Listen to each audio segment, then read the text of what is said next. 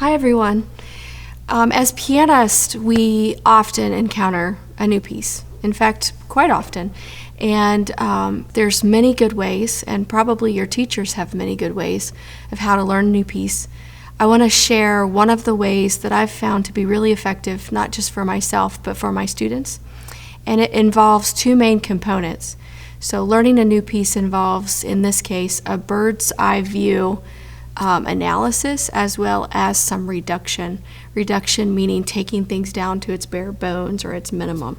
So to demonstrate this approach, I've chosen two educational or teaching pieces by Beethoven. We're going to be looking at the Echosace in G major without opus number 23 and a first movement from his Sonatina in F. So the first thing we're going to do is we're going to together look at Echosace in G major and note a few things as we complete an idea of how we should practice technique before we practice the actual piece. So when I'm looking at this piece, I'm noticing that I probably need to know how to play a 5-finger and a full octave G major scale and feel really comfortable with them. So in my practice time, I would definitely add that into my technique part. So just being able to play a G 5-finger scale really well, and also a G full octave scale. Probably in different kinds of articulations. So I just played it in legato fashion, but also probably it'd be good to practice it staccato, even with accents maybe. I'm going to show you it with an accent just on the top, so maybe just staccatos with an accent on the top. So that's some ways to get our fingers warmed up and ready for what combinations we're going to need to be doing. Another thing that we need to know pretty well to play this piece is we need to be able to play our G major primary chords. Now, teachers call them different things, so you may not be familiar with the term primary chords, but you're probably familiar with these chords. So the primary chords that I'm talking about are the G major chord, looks like this, and then the 4 chord that goes up with your 2 and 1, back to 1, R5, 7, and 1. By the way, just a side note, don't ever reach with your wrist to grab a black key with the short finger. That's really hard for your wrist over time. Instead, always go into the black keys. It's better technique, and it's also easier for your hand. Okay, I'm noticing when I'm looking at the music here that I'm going to be playing a lot of these, but in broken fashion and in somewhat of a waltz style. So I need to know them well, but I'm also going to be practicing them separately eventually. And it's important to note that usually in this style of music, the first note is a little bit, I wouldn't say accented, but a slight tenuto, just a little bit of a extra, and then the rest are lighter. Okay. I'm also looking at this piece and noticing that I have a couple combinations that are outside of the primary chords. So if I know these pretty well, that's comfortable. But there's something that you see as soon as measure 2, and that is a combination of a D7 chord. So if I think about a D7, I kind of come out of my primary position and I come down here. I'm just going to kind of play the notes in a D7 chord and leave my fingers down. It stretches a 7th, almost a full octave, but not quite. I'm just getting used to, this is my major triad, and then I'm adding a minor 7 on top. So in this piece, I need to be able to play a couple of combinations of that. There are actually 2 combinations in this piece, and that's leaving out the F sharp. So I'm just playing the D, A, and C. Getting familiar with how that feels and sounds, because I'm eventually going to break it up.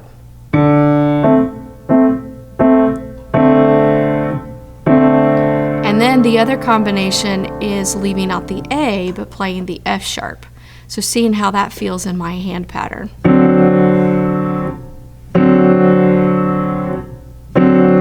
And then being able to break that up.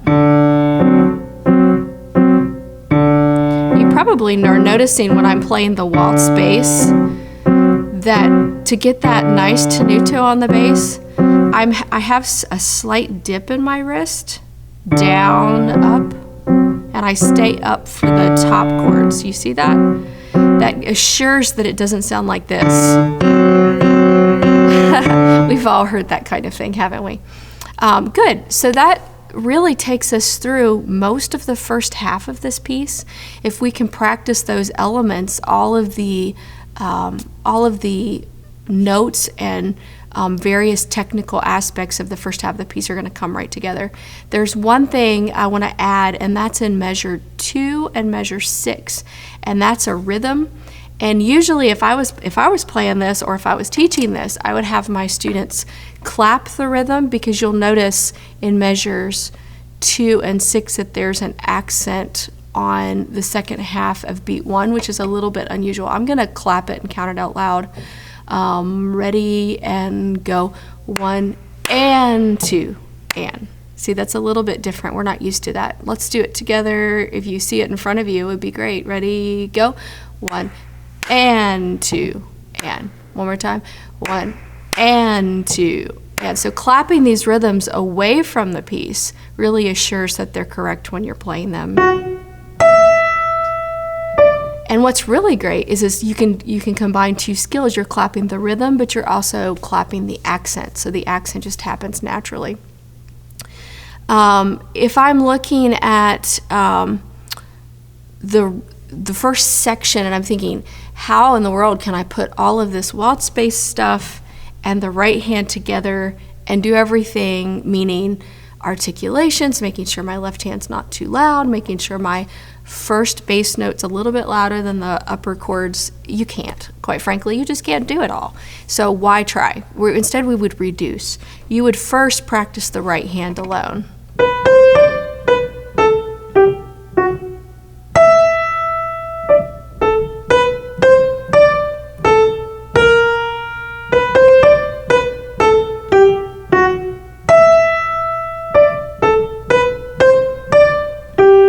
And it may not be quite that well executed the first time, but you can practice it multiple times until you're getting all of the right articulations and all the right dynamics. The next step I would suggest to my students is that you would just play it with the left hand bass note only. So it would sound something like this.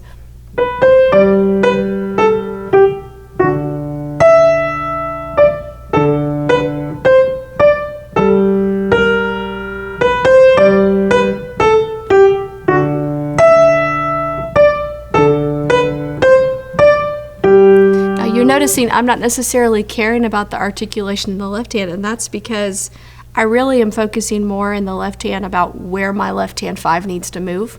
So eventually I might do more with articulation. After I did that for a little while, I would probably block the left hand next. So I'm taking all of the waltz bass chords, but I'm putting them in one block, and it would sound like this.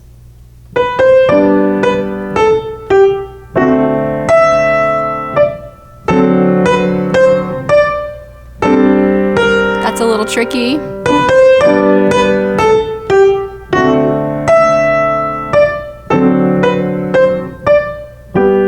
So you can see there are a lot of reduction steps with any piece, but in a piece like this, you can take things down to its bare elements and just add one little thing at a time to be very successful. If I am looking at the second section, I'm seeing lots and lots of notes, and if I was just trying to read all of this at the same time, I might be lucky and do it really well, but very likely I would be inconsistent and not play it well. One of the first things I notice are those repeated thirds. You see those repeated thirds in measure 9 and measure 11.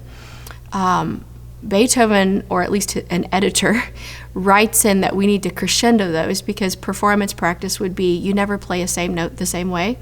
So I would crescendo those to the last one, and I can't really do that well probably if I'm playing 1,000 notes at the same time, so I would practice it separately. I might even leave off the 16th notes just to practice and make sure my first third is really, really small.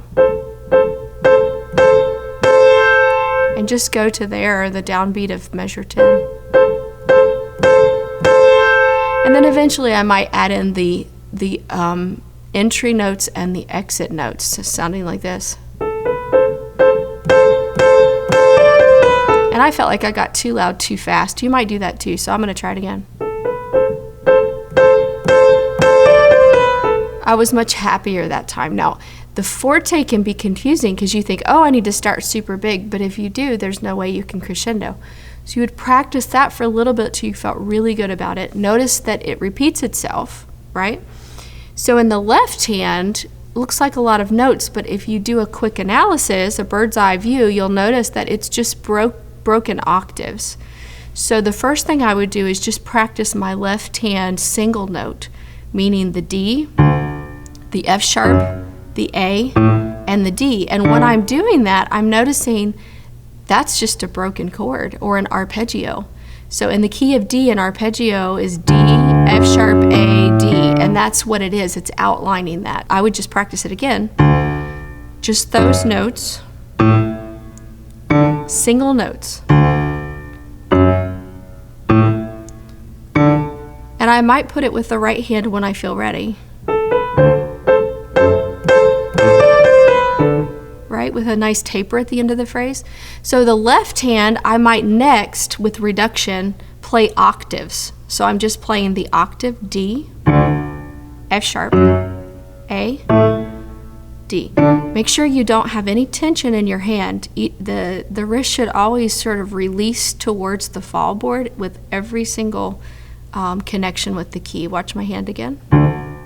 No tension at all in the octave, right? When you can do it that way, then the broken pattern is so easy. Right? And then, of course, you can put the whole thing together. You're really off to the races with this piece. And if you can do all of those elements before and after with that analysis and the reduction, you could learn this piece in just a very short amount of time. So the next one I want to take a look at with you is the first movement from the Sonatina in F. And this is a larger piece, and so for the sake of time, I'm not going to go through every single element like I did with the Echosace, but I want to give you some good ideas with it, because I think with a lot of these pieces, just a brief analysis and then some reduction can help you learn a piece so much faster than if you just tried to start reading all of the notes at the beginning. So the first thing we're going to do is look at the piece and note that we're in F major this time. So I think it goes without saying that we should be comfortable with the F major scale. If you've never played the F major scale, it's different than group 1 scales, meaning in the right hand we skip the 5 finger and it's just 1, 2, 3, 4, 1, 2, 3, 4.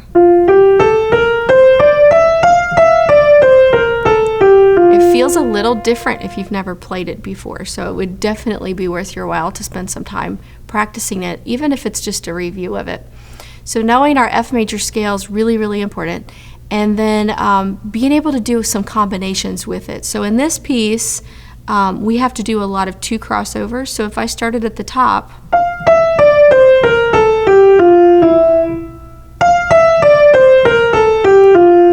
my 2 finger needs to cross over to that E quite often, so I want to feel really comfortable with what that looks like. And I would practice it as technique with all of my other technique during my practice time. Another thing that you need to be able to do when you're looking at this piece is you note that we have to be able to do crescendos and diminuendos, and we also have to be able to do legato and staccato with the scale pattern. So I would probably practice that. If I was practicing my F scale, I might think I'm going to practice crescendo to the top and diminuendo to the bottom. It would sound like this.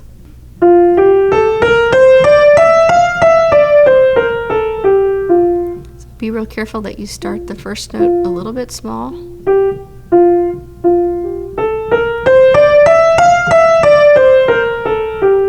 So closer to the keys when you're wanting to play soft, and then larger finger movements when you're wanting to play bigger. That was legato, so there's times when I also need to play with the very nice light and short staccato. So if I can just practice those types of things outside of the piece, It's like I know half of the right hand and the entire movement. It's amazing.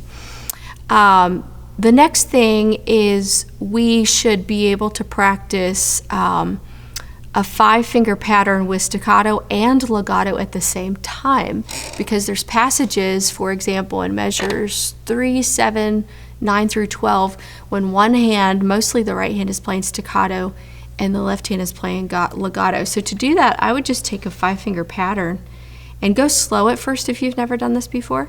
The left hand's going to play legato and the right hand's going to play staccato. So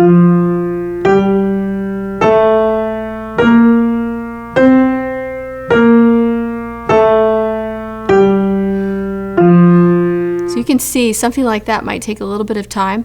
We don't always do it in a 5-finger pattern in this piece, but if you practiced it that way, when you encounter it, it will be a lot simpler to play.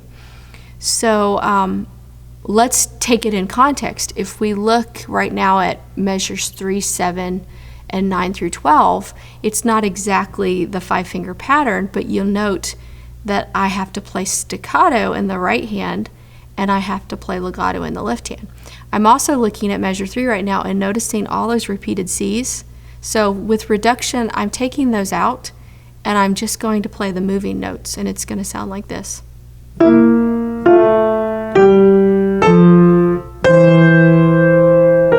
So I have staccato, legato with the crescendo at the same time. I'll do it again.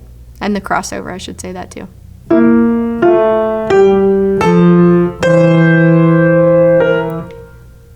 Measure 7 is similar.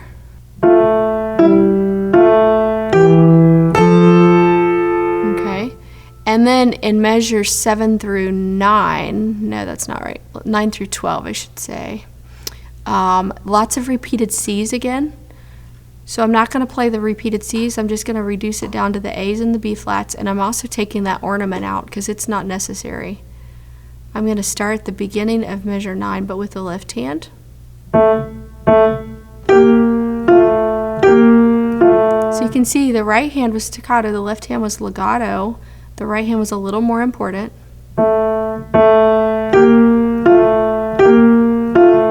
And the same pattern on the measure 11.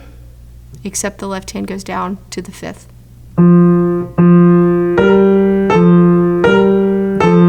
So adding in ornaments and that extra C is not a big deal if you can play it reduced without the extra notes. Always play without the extra notes to get the right rhythm and the right articulation, and then adding the extra notes in, that's just an easy thing to do. We probably should also play F major primary chords blocked like we did in the last piece. They're going to be in a broken pattern. But if you look at the beginning section of this piece, you're going to notice an F chord that's broken. In measure 5, you're going to see a 5-7 chord. Lots of combinations of F and 5 and 7. So having those chords really quicken in your hand is super important, and being able to play them.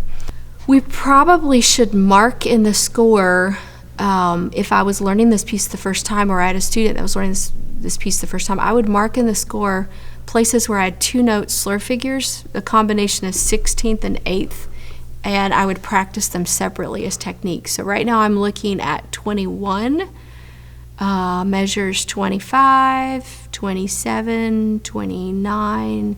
There's just quite a few of them. So let me just show you a few of them.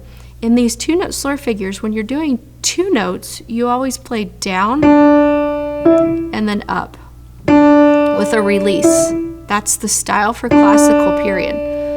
So when we have the combination of the 2/16, 8, we do the same thing except it's 2 notes and 1. So I'm in 21, except I should be playing E flat, my bad. Okay, if I skip to measure 25, I still have E flat and the accidental E flat. And then if I skip to 27, this is a good one for me to practice because it's the opposite direction, right? So it's a down, up gesture, and that keeps the articulation right, it keeps the ending of the phrase right, but it also keeps the dynamics on point and it's not over accented. So practicing all of those kind of out of context would be definitely an important thing to do, I think. For the sake of time, and we could spend quite a bit of time on this piece because there's a lot of things. I wish we had time to talk about the suspension chords and all of that, but for the sake of time, I want to skip to the end of this movement and go to a problem that I think would be a problem with most students if they didn't practice it like we're talking about practicing it. So remember, the idea of this kind of practice is to eliminate problems before they ever happen, right? You don't want to practice a problem and then you have to get rid of it later. So if you look at measure 65, 66, and the downbeat of 67, you can look at that even maybe with a less trained eye and notice that there's just a repeated pattern in the right hand. So that means it's not as important. The left hand has the more melodic movement, but because there's more notes in the right hand, it's going to be much easier to accidentally bring that out. So it's really important that we think about what the left hand should sound like in those measures. And what we want the right hand to do before we just play all the notes and it's not at all what we had wanted.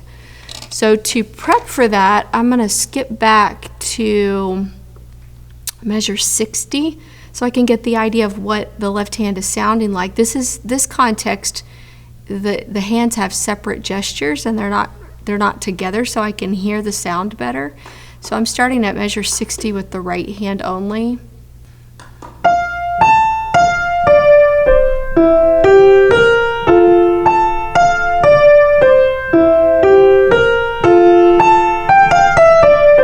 Okay, so I'm really listening to this. That's the kind of sound I want. So I'm going to skip now to 65 and I'm going to play it with that sound. So you can hear it's just an extension of what we just played. It's what we just played but a little bit longer. Listen again. Rest. It's so pretty. Not so hard to play it by itself, but what happens when you're playing 1,000 notes in the right hand? How can you keep them from being too loud? So reduction, that's what we do. So first we're just going to take the C and only play the C. So it would just be like this. And I'm staying really close to the keys, you see, so it's not too loud. So here I'm starting at 65.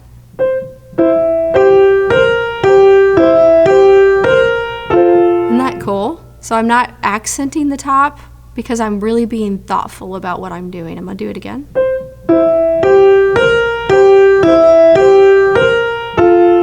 Okay. Then I'm going to add in the D, but I'm still going to keep it very close to the keys.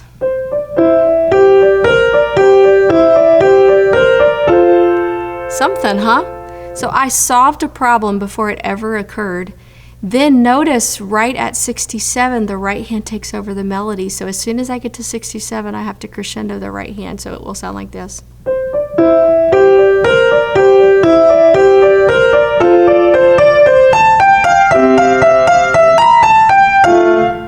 Isn't that nice? So again, we could spend all day on this piece and it would be a lot of fun and we would learn a lot. But I think taking these two pieces, but the pieces that you're learning, those new pieces that you're learning, and making judgment calls about what do I need to practice as technique before I actually play the piece, identify problems that you might have, practice them, reduce down to the bare elements, and you're likely going to be very, very successful. So I hope you're as excited as I am to learn your next new piece. Have a great day.